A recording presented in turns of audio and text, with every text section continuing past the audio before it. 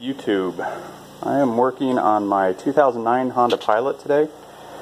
For some reason there's not a lot of videos on YouTube about these Honda Pilot engines, so I thought I would put one out there. I looked everywhere, couldn't find one on this. I'm needing to replace the oil pressure switches because these Honda, this engine is notorious for leaking tiny amounts of oil slowly into your gas.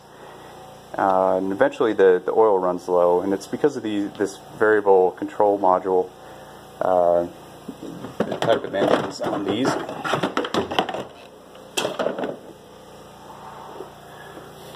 And so there are two pressure switches on the engine. The first one is right there. This is the connector for it. I did have to go to the hardware store and get a 7/8 inch